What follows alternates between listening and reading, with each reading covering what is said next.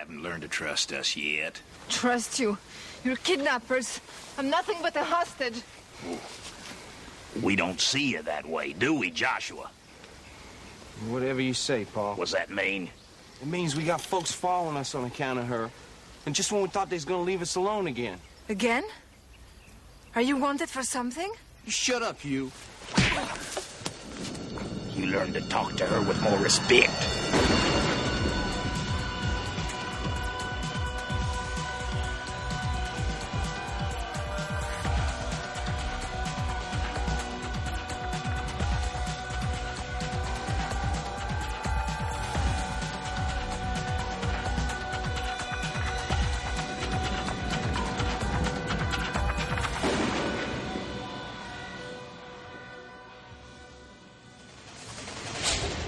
All right, welcome to Highlander Rewatched, the podcast where we talk about each and every episode of Highlander the series and discuss it in detail. I'm one of your hosts, Keith. I'm Kyle. Eamon.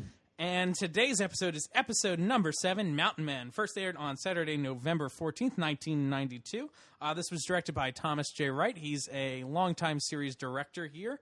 And he also directed No Holds Barred. Very good. The Hulk Hogan magnum opus that it is. We're going to bring this up every episode. Every time he directs.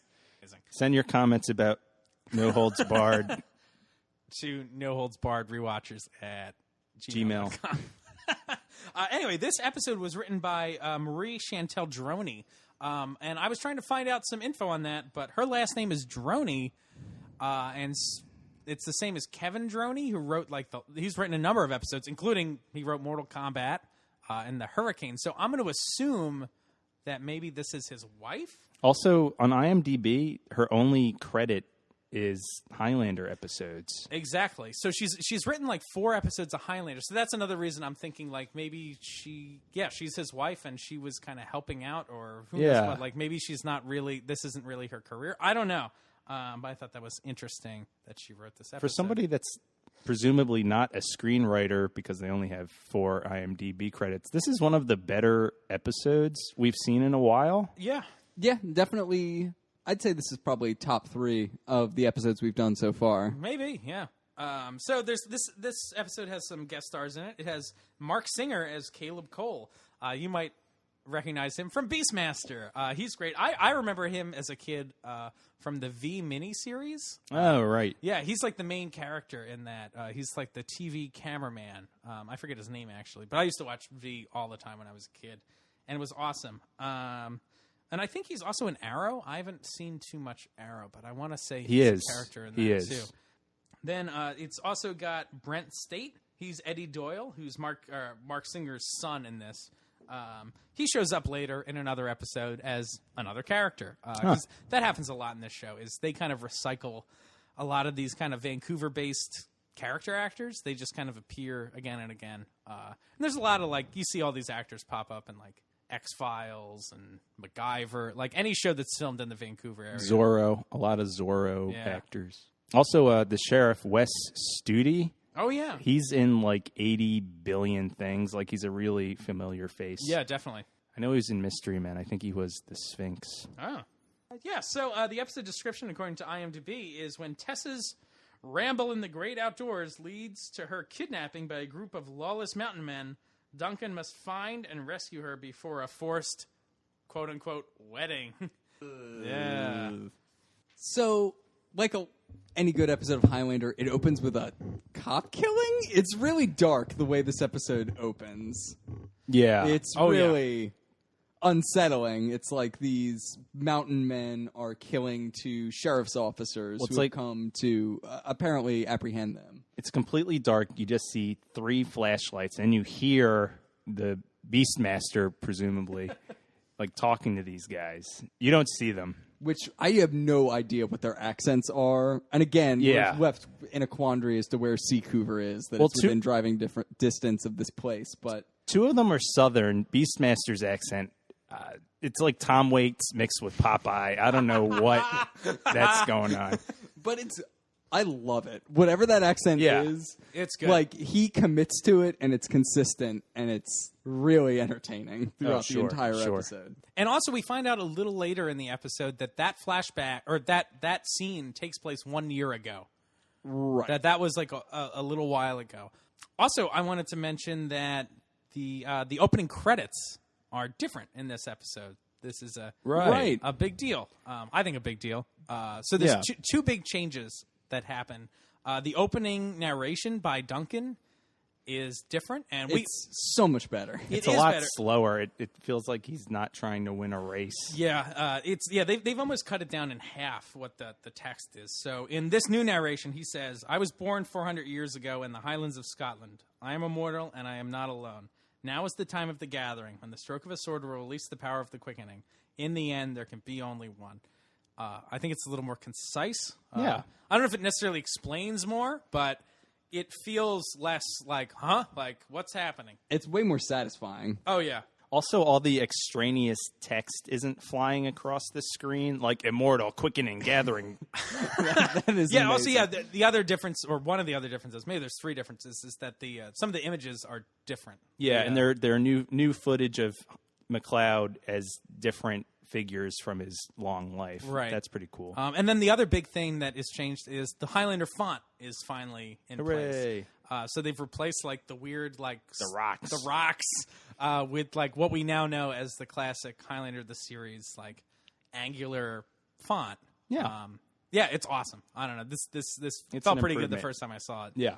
So we have these deputies who were murdered, and then we cut to Tessa being escorted out of the antiques shop by a shirtless Richie. Yeah, so Tess, it turns out, is going to go take a little like nature hike to visit, as she says, her favorite shaman.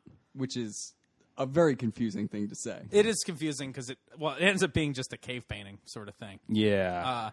But Richie doesn't really want her to go, and so we're going to play a clip now and where Richie kind of expounds on his hatred of nature. This is amazing. You know what I don't like about the great outdoors? There's all these bugs and funky animals looking at you, hiding, trying to figure out where you fit in the food chain. What are you going on about now? I like nature in smaller doses. You know, like shrubs in pots. I got lost in a nursery once. I'll be fine. Maybe you should wait for Duncan. There are bears up in the mountains. Hey, boo-boo. Not to ruin it, but there are no bears in this episode. Boo. There's only Beastmasters in the mountains. Yeah, so Richie hates nature. He also talks like he's like completely wasted, like he's hung over at least. Like It's like he's groggy from getting up or something. Yeah. Maybe it's early in the Maybe morning. it is early. Why does he have to walk her to... It's really weird. But yeah, so she's going on this road trip, and off she goes. So she ends up making it to the Great North Woods, and she I guess kind of checks in at the It's the like cabin a weigh-in post. station or yeah, something. exactly. I don't know. And so she goes on her hike, but like those mountain men are like right there, like because Right. they're like spying on her from the edge of the road, Ogling. and they're Yeah. like, "That's a fine-looking woman." And then somebody else goes, yeah, she is. It's gross. Yeah. Well, they probably don't see a lot of ladies deep in the woods, so I don't know. It's creepy. So cool. Eamon justified that. Whoops. These deliverance types. I'm not doing saying this it's thing. okay. Just that maybe that's why. Tess goes on her walk. She finds her like shaman the ruins. These are like old Indian ruins or whatever, and she's taking pictures. These mountain men confront her, and they're like, "Oh, you're a fine-looking woman," and they want her to come with them because he wants to be married. Yeah, he wants to Does he reveal marry that her. at this point? I think he does. Like right away. Or Like, does he? yeah. There's no first date. There's no. Yeah. He doesn't hit on her. He just is like, I want you to be my woman. Is just what he jumps for. Which, if you haven't seen the episode, you should absolutely watch it just to hear their accents. it's awesome. It's a marvel. So she gets taken by these guys, and then... And I do want to say that Beastmaster is like, You gotta say goodbye to all that human stench. Which I thought was a good line. The human stench part is they seem to have some kind of contempt for ordinary society. Yeah, and like want civilization to live completely free in the woods. Right. If anybody has human stench, though, it's these three guys who have been living in the woods and not bathing. Well, I'm sure they bathe in like rivers and streams and such. I don't know. So Tess is like leaving a trail behind so someone can find her. She drops like her film canister. Right. So hopefully someone will find that and kind of pick up on it. Throughout this episode, we get the first glimpse of it here. They keep on referencing a weird contest between white people and Native Americans. Like, they keep on specifying, like, we're going where no white man has gone before. No native either. Like, they keep on drawing some contrast that, like, not only have no white people been there, but, like, this is super secret even to Native Americans. And that's, like, supposed to be impressive for some reason. It's very odd. Yeah. So Duncan comes back to the antique shop. He was visiting Peking, the Forbidden City. And he's like, hey, where's Tess? Where'd she go? And Richie fills him in. She's out in the woods visiting some shaman or something. But he checks his pocket watch. It's like, she should have been back by now. So he starts on a trip out to the woods to find her because he thinks something's up here. I also wanted to mention that when Duncan gets back, there's a song playing. All the music in the show always catches my ear. So the song, I looked it up. It's called Dancing on a Red Line by Chris Ainskoff and Katie Tanita. You shouldn't know those names. I don't think anyone knows those names. But I looked those people up. So the one guy, Chris Ainskoff, he was actually the sound editor on Highlander. Oh, wow. And so he doesn't really have a ton of soundtrack credits. He has some more recent ones. I think he's done some film scoring. But my guess is this is his band. And he was like, we need, like, soundtrack. And they were like, oh, you're in a band? Like, you can use your stuff. Like, that'll be fine. I thought that was and I the thought that was soundtrack is interesting. kind of satisfying in this episode. There's, like, a lot of, like, twangy guitar and stuff like that. It feels appropriate. It does. Yeah. Yeah, there's, like, a lot of, like, mouth organ and, like, that sort of, like... There's a harmonica riff. That's definitely lifted from the score to Once Upon a Time in the West. Like, the main hero in that is named Harmonica, and through the whole movie, there's this harmonica riff. The composer of this basically took that. It's basically the exact same thing. Oh, wow. So, yeah, if you see that movie, check it out, then watch this episode. So Duncan sets out to go rescue Tess, though he doesn't. I suppose at this point he doesn't really know she needs rescuing. But when he gets there, he's greeted by kind of the shop owner at the foot of the mountain and the sheriff, who are saying that they need to go, like, they think she's been taken by the Beastmaster and his goons. Whose name is Caleb Cole. We should mention that because we're just calling him Beastmaster. And we will continue to call him Beastmaster. Right. So apparently Beastmaster is responsible for killing those two sheriffs in the first scene of the episode. And they're like, oh, you can come with us. And Duncan's like, you'll slow me down. And, like, decides to go after them. Duncan is always...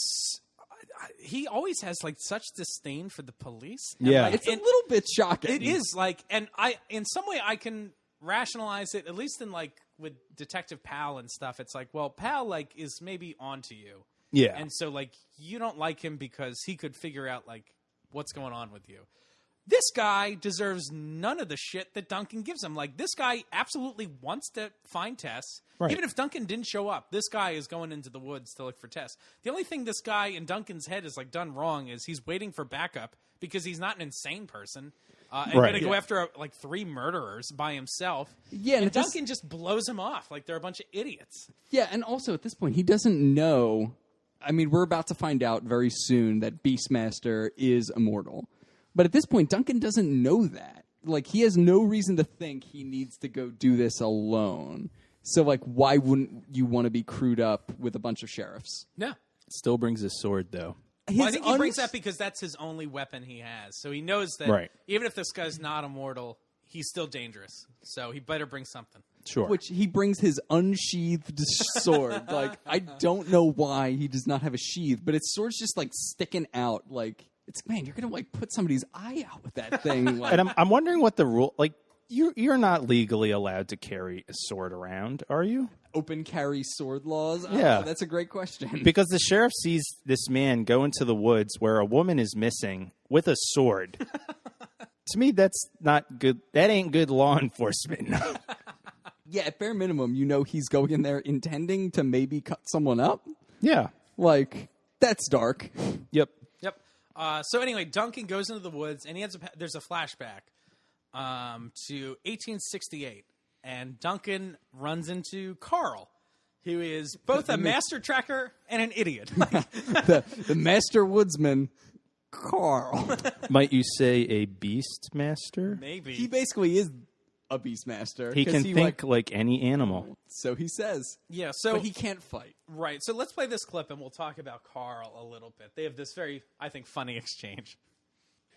Put your hip here. And take my hand. Good, like that. How do you track animals? You got to know what they want. Food and water. It sounds easy, but it ain't. Yeah, well, this looks easy, but it ain't. Food and water. Also, hearing that clip, if you just hear it in a vacuum, kind of sounds like they're banging. Also, the end of this scene, they're like kind of on the ground looking at each other's eyes, and then there's like a slow fade to black. So it kind of just looks like they're going to bang at the end of it. They've Jesus Christ. They've just taken a one- shine to one another. All I'm saying is Carl and Duncan get on just fine. So there's a couple notes I have on this scene that I just thought were like odd. Well, Carl's an odd character to begin with. Like he's clearly played up as kind of like this idiot savant, like this weird backwoodsy guy. He reminds me weirdly of like Gollum or something. He's like, you want to know my secrets? Like everyone's after him for like his precious. Is Carl an immortal? yes. Oh, Yeah. Did you not pick up on that? Yeah, Carl's absolutely immortal.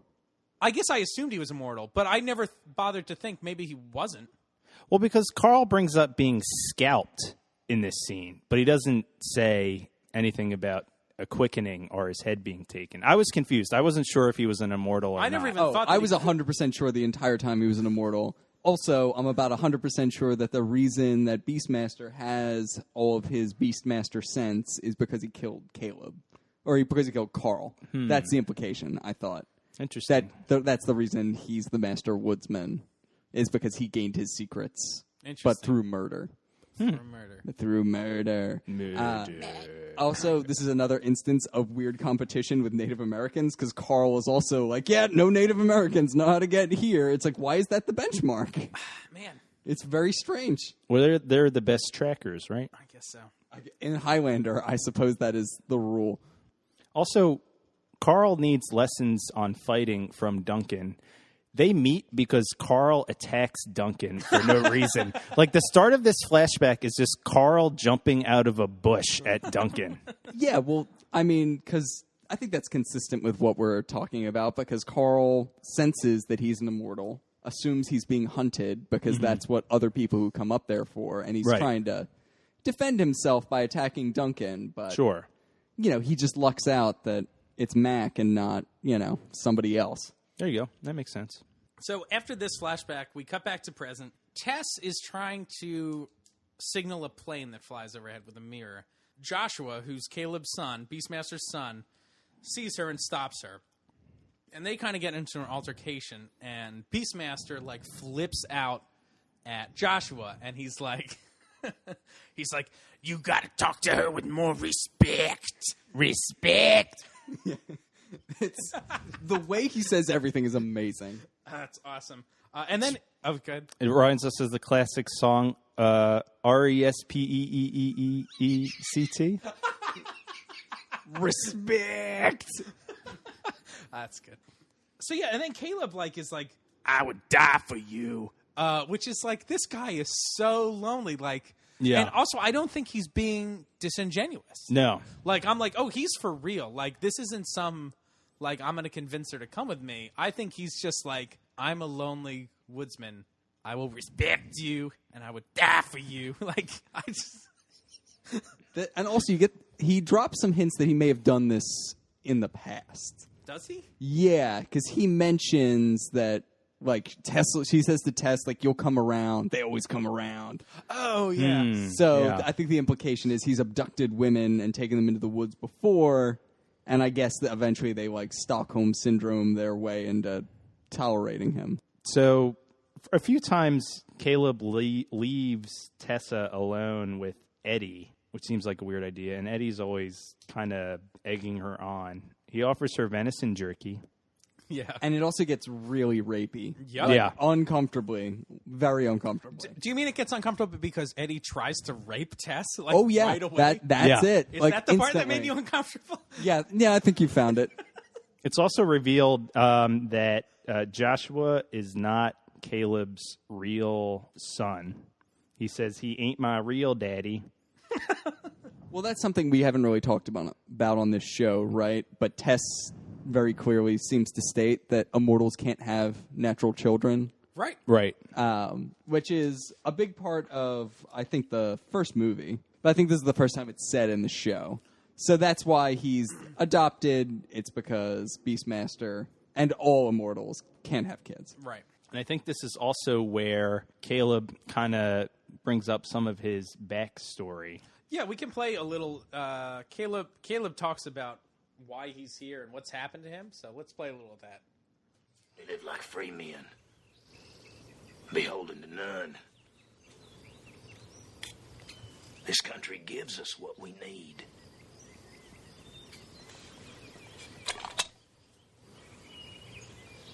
But there's some things that civilization does have that are worth having. And he tries to touch her face. It's gross. Dirty hands. There was a woman, Joshua's ma. We were together from the time he was 3 years old, a real family. And then some doctors killed her. What? What does that mean? I couldn't sing. So is he like one of these guys who's like, you know, those quack doctors don't know what they're doing? I guess so. I guess it plays into his, like, I'm from nature, like... His rejection of modern society. Yeah. So that's how he ended up becoming a mountain man. And then following this, Tess asks, like, I thought a really strange question. She's like, don't you get lonely for other people? It's like, no shit, Tess. That's why he just kidnapped you. Like, yeah. He's like, I want to make you my wife. And she's like, aren't you lonely? It's like, duh. No, I'm not. No, I'm not lonely. But then his response is, we live like kings. It's a kings of what exactly? Of this, like, shit mountain? King shit of fuck mountain. Kings. Kings of what? Not taking showers?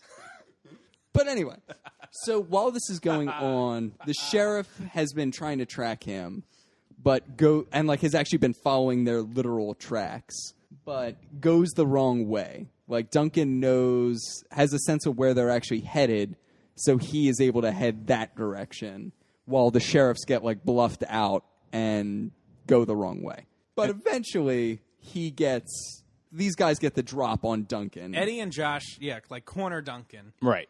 And they're, like, above a ravine, and they're going to shoot him down in there and, like, kick his body. And they're like, that's what we did with the sheriff. And so rather than get shot, Duncan just, like, takes a swan dive. Yeah. Literal swan dive. Off the cliff. Here's something I'm wondering about in this is no immortal spidey sense from either Duncan or Caleb Not at yet. this point. No. Well, I guess this is another one of those questions of just how far away do you have to be? Yeah. Because I guess at this point, he could theoretically be a half mile away from this guy or more. Right. So maybe no immortal spidey sense. So Josh and Eddie take Duncan's sword when he jumps off. They take his sword back. And eventually we cut down to the ravine. And this is another really gruesome scene. It's disgusting. So Duncan is, like, in broken pieces down at the bottom. Because he just leapt off this massive cliff. And he's got blood all over him. And Yeah. so then it's like him, like, being reborn, like he's coming back. Mm-hmm. And they're just these cracking sounds. Yeah, his bones and, are snapping back into shape. It's just really intense. Yeah. It's pretty, like, cringe-inducing. Yeah. have a note here. I thought the music in this sequence was pretty good. Like, I haven't noticed the music in this show, like, for good or ill, really, up until this episode. Except for the licensed properties. Yeah, except for the Queen music. Yeah, and stuff like that. But this episode, I thought the score was actually pretty good. I agree. Yeah, it's a pretty good score. Yeah, we haven't talked about the music in this show. It kind of flies under the radar. Like, it doesn't do too much. It's very like soap opera-y. A lot of like piano. Yeah, a lot of just kind of held strings, like for suspense. It's not a lot of like memorable cues or anything. But yeah, this episode had a lot of like nice moments. Gave some character to it. When Joshua and the other guy bring back the sword, Beastmaster starts to be instantly suspicious that Duncan might be an immortal. Because he is an immortal, as he reveals very soon thereafter. Yeah, we see that Caleb has an axe, and that's like his weapon of choice. Right. But the thing that's perplexing is for some reason Tess is just... She's got all these beans, and she's just spilling them everywhere. Like, she can't stop herself from revealing all this information. Yeah, she's immediately like, oh, wait, I know an immortal too, and he's after you, and he's going to get you, and blah, blah, blah, blah, blah. And it's like, and let me tell you his name. Would you like his address? Like, she's immediately just like, let me tell you everything about my boyfriend. When really, the thing that would be most to their benefit, I suppose, would be if he didn't think anything of this, and Duncan just magically reappeared to hunt him. Yeah, I mean, I guess at this point he is suspicious because he's holding a sword, and why would anybody have a sword that isn't an immortal? But I don't know. She definitely, like, did not need to tell him all that info. So Duncan climbs his way back up the ravine and resumes the hunt. But I guess his shirt gets kind of damaged somehow in the fall. So he rips up part of it and turns them into, like, these cloth bracers on his arm and just rolls shirtless. And hilarity ensues. Yeah. So this is the first episode. Like, this series definitely draws a lot from, like, romance novels. But this episode, this is the first one that is, like, 100% a romance novel. Like, every bit of the way it's shot, like, the man's got to rescue the woman. Like, Duncan is just beefcaking it. Yeah. Up and down. He lets his hair down. He's shirtless. He's, like, glistening. Yeah. It's like every excuse they can have to show him in, like, slow motion, like, framed in flecks of water. Yeah, he's wearing, like, he's got, like, jeans on, and they have, like, he's got, like, a Celtic belt buckle, long hair, and he's just slow-mo running through, like, a stream with his pecs, like, bouncing around. I thought it looked like the poster for Last of the Mohicans, where Daniel Day-Lewis is, like, running towards you with his hair all out.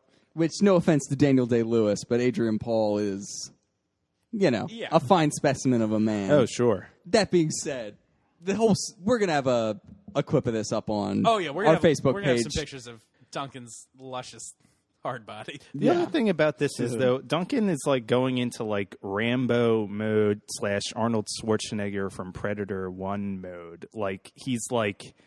He's gone almost like feral. Like he's eating. He's like hunched over, eating berries. Like Gollum. He's Gollum. Yeah. Like, is he channeling Carl? I do think it ends up being kind of interesting because the impression I got was in terms of just the way they talk about nature versus like comparing Duncan to Beastmaster. Beastmaster seems to have this notion that he's the master of this environment. Like, he's the king, he's in control, he rules this area. Whereas Carl's whole theory seemed to be that, like, you listen to nature, you're in touch with it, you become one with it. So, like, Duncan going feral almost plays into that theme, that in order to beat him, he needs to become completely one with nature again and kind of understand this whole ecosystem better than somebody who wants to control it. Yeah, that's good. So he's on the trail, and he remembers Carl's advice about the river, which allegedly nobody has found or been able to reach in, like, what is it, 100 years or something ridiculous like that. At the end of the episode, the sheriff sees that they've come up here and is, like, blown away. And he's like, you've done something that no one's done in 100 years. And it's like, what? Just physically walk to a place? Like, also, like, how do you know? is there some detailed oral history of people not going places? Yeah. Like, it's kind of silly. Like, they really wanted to make this place so remote and mythical, but it's also got a river. Like, people could just follow that river. Yep. It's very puzzling. It plays into this notion that they're in a kind of magical place that is completely divorced from civilization. So anyway, Duncan ends up finding Joshua. Because Joshua's gone upstream to hunt for some deer. And so Duncan, like, leaps out. He's like, rah! That shot's awesome. It is awesome. He's like 90 degrees. He's like parallel to the ground. Yeah. It's a great And so stunt. Duncan tackles Joshua down. And then they kind of cut away. And so we don't really know what happened to Joshua, although we think he's dead. Because Caleb has found, like, his crossbow and rifle upstream. Right. Which also, if we've just seen Bad Day in Building A, I too thought he was dead. Yeah. Just because Duncan's been on a... I think at this point it counts as a spree. Oh, yeah. So in the next scene, when he finds the crossbow, when Caleb Beastmaster finds the crossbow, he's, like, screaming into the forest. He's like, nothing's stopping me from killing you like you killed Joshua. Yeah. And Tess is like, hey, like, no, that's not his way. And Right. it's like, it's totally his way. Again, in the last episode, he murders everybody. And this is Yeah, where... I'm inclined to think, after seeing these episodes back to back, that the portrayal of him in Bad Day in Building A is the outlier. Oh, yeah. Yeah, totally. When he finds Joshua's crossbow, he also says some pretty good lines here. First of all, Tess, like we said, told Caleb Duncan's full name. So he's like, McLeod, Duncan McLeod. We're going to fight naked blade to naked blade. Which I thought was pretty great. And he also says he's going to saw his head off with a pocket knife. But Caleb like, runs back to Tess. I did notice that Eddie hikes ahead, and he's got the sword and the axe in Yeah. his pack. And I was like, why does he have both of those? Right. Like, That's something I especially 'cause noticed. When Caleb knows that Duncan's out there. Yeah, Like, after they shove off initially, like, Eddie still has the axe and the sword. And I'm like, Caleb, you know an immortal is after you now. Why both. don't you have, a weapon? yeah. So this introduces something that we actually talked about during the pilot episode of just what the rules are vis-a-vis, like, guns. Because we talked about it in the terms of, like, Slan the Cat's ballistic knife kind of thing that he uses. So Beastmaster seemingly wants to shoot Duncan with a rifle and then methodically slice his head off with a knife. And it seems like that would fly, because he does, in fact, shoot at him. So it doesn't seem like there's anything in the rules of the game or anything mystic that would prevent him from doing this. Which just leads me to wonder why all immortals at that point don't carry handguns. Just carry a, like, short sword and then for, like, chopping heads off, and then just, like, a handgun. Just do a drive-by followed by a decapitation. It's one of those things about the show that's, like, where it veers into, like, making it too real. Like, if you think about it too much, like, it's like, it takes the magic out of it, because it's like, yeah, if they all carried guns, I guess that would make sense. But it wouldn't be fun at all. Like, and it wouldn't be, like, magical and, like, romantic and... In short, I just kind of feel like it should be against the rules. Like, there should just be a reason, and they wouldn't even need to explain it. Yeah, just an like arbitrary rule. It's just no an guns. arbitrary rule that they're all, because it's goddamn magic, just bound to follow. Like, they just can't do what this seems to introduce that they're allowed to do. Yeah. Beastmaster confronts Eddie because he thinks, at this point, Tess has planted doubt in Beastmaster's mind that Eddie and Joshua were fighting over her. Right. And he's like, that wouldn't be possible. Like, they'd know I'd kill him. And she's like, no, they were. So now he's thinking that maybe Eddie's the one that killed Josh, not Duncan. So he confronts Eddie about it. Eddie denies it all, but Beastmaster doesn't care. And so he shoots Eddie and kills him. And here's what bugs me about this is Tessa is trying to turn them against each other. That's the thread I thought she was on. Oh, yeah. Then when Beastmaster kills Eddie, she's like disgusted by it. She's like, don't do it. It's fine. Like, I'm like, isn't that what you wanted? Yeah. It was exactly what she wanted. It was a very puzzling scene. Unless that was like part of what it was like Inception deception. Like, it was like a lie within a lie that, like, she was trying to be so into this lie that to make it more likely for him to do it. But I agree, that was puzzling. At this point, Duncan has, like, closed in on them. And so Beastmaster senses Duncan, and he's close. And so he then yells, he's yelling out into the forest because he knows Duncan's there. He's like, I had your woman. I had her good. It's just gross. It's just like, gross. Oh, it's disgusting. And again, this is another like weird thread that keeps popping its head up. Yeah. From the movie where there's like all this sort of rapey stuff, and that's like continued in the series. Like Slan says that to Tess, like, once I'm done with you, I'm coming back for your woman. Like every character, Slade as a creepy thing everybody towards her. wants to rape the ladies. Like it's. To me, it feels like a lazy way to make you hate a villain, right? Because it's like, what are the most detestable things that you can see these people doing? Kill a baby. Yeah, so kill a baby, like in Freefall, because obviously they don't want her to be a rapist. Though I suppose it's strictly speaking possible. But like all these male characters just as like a shortcut, like, oh, we got to make this guy really detestable. Yeah. They're a rapist now. Right. Or like there's this looming threat of sexual violence that we can use to turn the audience against this person and make them invested in their demise. Right. Enough's enough, guys. No, real. It is. It was too much. Yeah. It's enough of this. Yeah. Because also at this point, it's not true. Right. Like, I guess this maybe links into the whole point of, like, make your opponent angry. Yeah. Why is he... I guess he's doing it to get Duncan's goat, so he comes out and... I think so. Yeah. But Tess is right there. Yeah. Like, no, I didn't. No, it's not. So Duncan kind of makes himself known and leaps out, and they start scuffling, but they switch weapons at some point. This is awesome. Yeah. You know, like, the whole time, what's-his-face, Beastmaster has Duncan's sword. Right. But then, like, because Tess tries to give him the katana, but Beastmaster stops her and takes it. But then as Duncan's coming out to confront, he grabs the axe. And also, it's awesome because he's, as we talked about before, he's in full-on feral mode, like, with these cloth bracers and, like, hair flowing everywhere. So now he's just got this axe, and he just straight up looks like a barbarian. Yeah, he looks like Conan. It's Conan. Yeah. It's fantastic. Yeah, actually. this is a great fight scene. Something we missed, too, is that Caleb knew Carl and killed him. Right. I was wondering when that happens. Do we assume that happened just like 12 years ago when they moved up there? That's what I assumed, because it didn't sound like he was a mountain man for ever and ever. He only came up there 12 years ago. So this fight scene is actually great. I think it's a good fight scene. Both of those guys are like super physical. Yeah, and especially like right from jump, essentially, when Duncan kind of dives at him and Caleb does this kind of acrobatic throw and like hurls him over his head and they both tumble into the river. It's like really good physical acting. I thought it was fantastic. Yeah.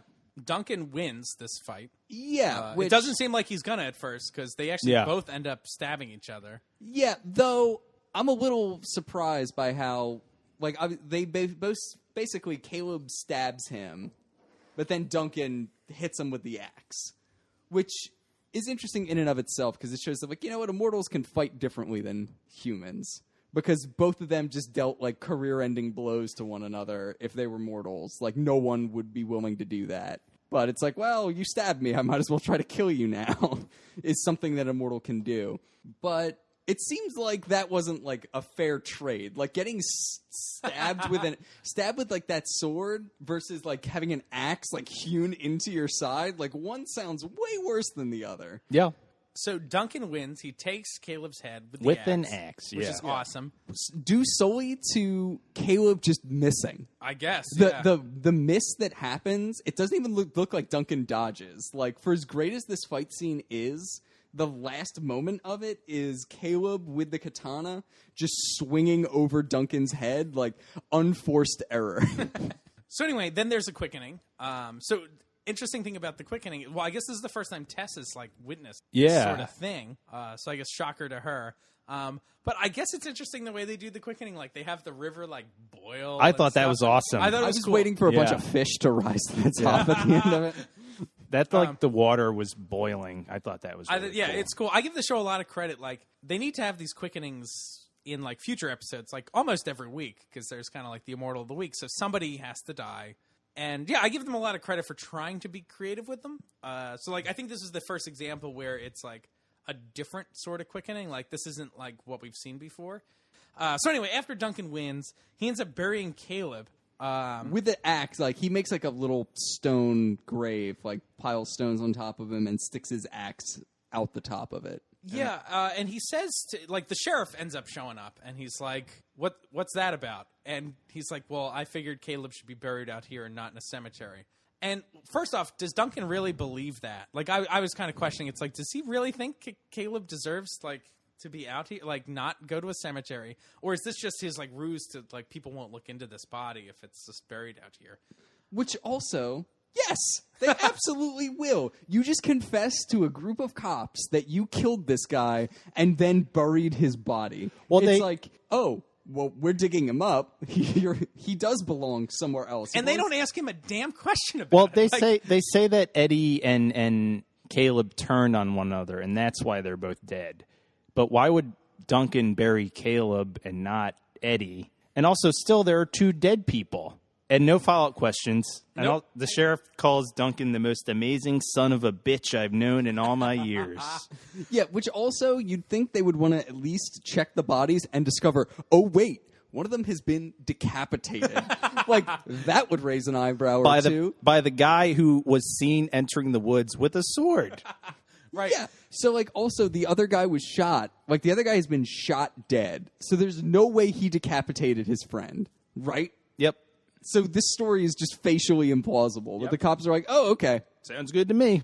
Well, Duncan is an amazing son of a bitch, so he might have gotten a pass. Most amazing son of a bitch I've seen in all my years. And so the ending of this episode is really strange. Like, the little tag after this whole thing with the sheriff and everything is Duncan's like, oh, I forgot something. And he goes to the edge of the river and gets his sword out of the water. Yep. It's like, in the meantime, after this fight, he, like, dug a grave, buried a body, like, answered, like, talked to the cop. Like, he didn't get the sword ever? Like, I assumed that was he was concealing the sword from the cops, so they didn't know he was the one who did it. That's probably what it was. But I didn't have enough time to walk over here and pick. But wouldn't this the up. cop be like, "Where was that sword you brought into the woods? Yeah. And where are all your clothes?" The sword's with my clothes. Good police work, sheriff. one weird behind-the-scenes thing about this. So this episode is, like, kind of a little Rambo, but also it's actually inspired by, like, real-life events. Yeah, torn from the headlines, like Law and Order. Like Law and Order. So Carrie Swenson, she was an American biathlete, and in 1984 she got like the bronze medal at the Olympics. Wow, her and her team. Way to go. But anyway, she ended up. She went to Temple University here in Philly, which was cool. Whoop. Yep. Whoop. But yeah, she was kidnapped by a father and son pair, Don and Dan Nichols, and they were two experienced survivalists who wanted to make Swenson the bride of them and start a family in the mountains. That's very creepy. And they ended up making like a TV movie about it. So I thought that was interesting that this is is also, again, like just Highlander grafting some other plot onto its story. Highlander Special Victims Unit. That said, this is a pretty good episode. I think it's thoroughly entertaining. It's probably the best of the like past couple we've seen. Yeah, no question. Caleb Cole delivers, albeit an insane performance, an enjoyable. His voice is unbelievable.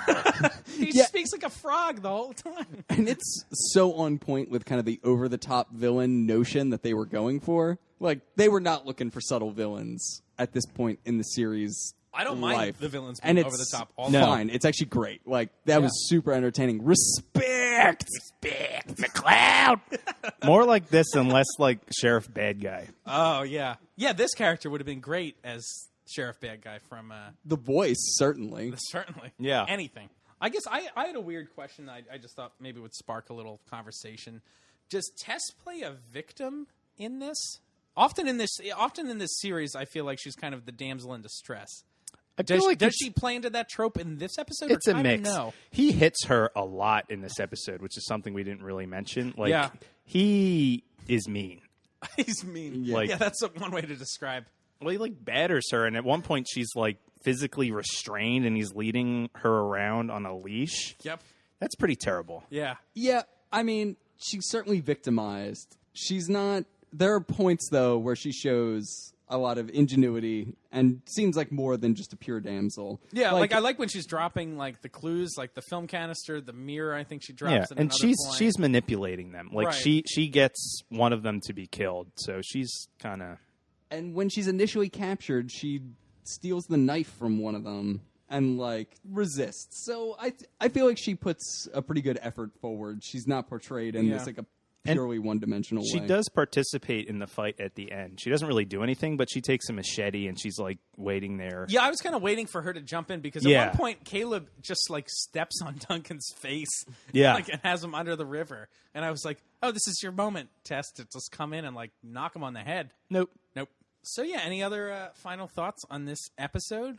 Watch it. This is worth your time. This is a good one. If one. nothing else, just see Marc Singer, like, act like a maniac. It's pretty good. So yeah, it's a lot of fun. Anyway, thanks for listening. Make sure to like us on Facebook, Highlander Rewatched. Follow us on Twitter at The Rewatchers and on Instagram at Highlander Rewatched. Subscribe on iTunes. Tell your friends about us. If they're new to the series, this is a great way to get into it. And make sure to subscribe, or not subscribe, excuse me, rate us on iTunes. And you can also follow us on Stitcher on the Android. Eamon, what's your Instagram? People can check out your awesome art. And check out Eamon B. Doc on Instagram, EAMONBDOC. Awesome. And join us next week for episode number 8, Deadly Medicine. Thanks a lot for listening. I'm Keith. Kyle. Eamon. Bye. Bye-bye. Respect.